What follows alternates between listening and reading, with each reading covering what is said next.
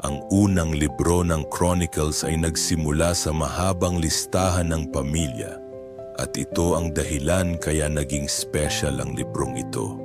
Malaki ang tulong ng listahang ito para matrace ang pinagmulang lahi ng mga galing sa pagkabihag sa Babylon. Sobra kasing nag-aalala ang mga ito tungkol sa relasyon nila sa Diyos at iniisip nila kung para din ba sa kanila yung promise na binigay ng Diyos sa mga ancestors nila. Nirelate ng writer yung mga listahang ito mula sa kanyang generation, pabalik sa mga ancestors niya hanggang kay Adam. May ilang nag-aalala na baka hindi na interesado ang Diyos sa kanila pero nakatulong yung mga listahan para makita nila na special pa din sa Diyos ang Israel. Inulit dito yung kwento ng buhay ni David na makikita din sa 2 Samuel. Positibo ang pagkakakwento dito ng naging buhay at paghahari niya. Nandito yung tungkol sa pagsamba sa Jerusalem at yung plano para sa pagtatayo ng temple. Kinwento dito yung mga strengths ni David pati yung faith niya at pagmamahal sa Diyos para siya ang gawing magandang example ng mga leaders ng Israel. After piliin ng Diyos si David at ang pamilya niya para mag-lead sa Israel, pinakita ni David na ginawa niyang safe at maayos ang lugar ng temple.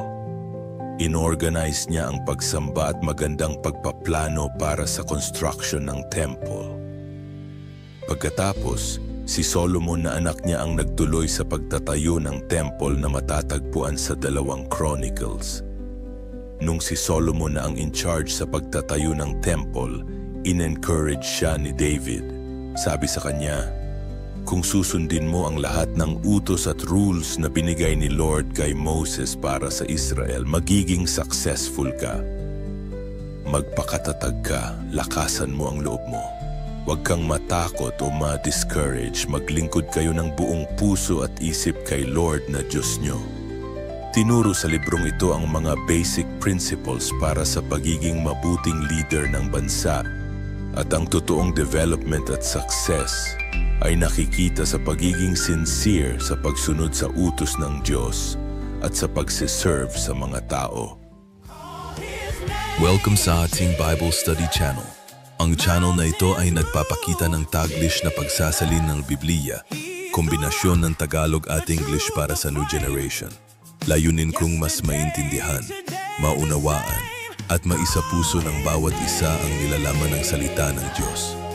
Kung gusto mong mag-aral ng Bible, simula Old Testament hanggang New Testament, samahan mo kong basahin nating mabuti at unawain kung saan tayo nagmula at madiskubre ang dakilang pag-ibig ng Diyos para sa buong sanlibutan.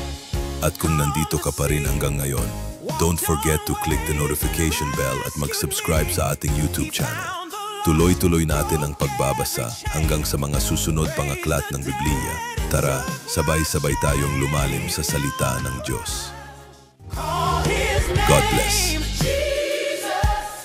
Mountains move. Jesus. He's the rock, the truth, the flame. Yesterday, today, the same.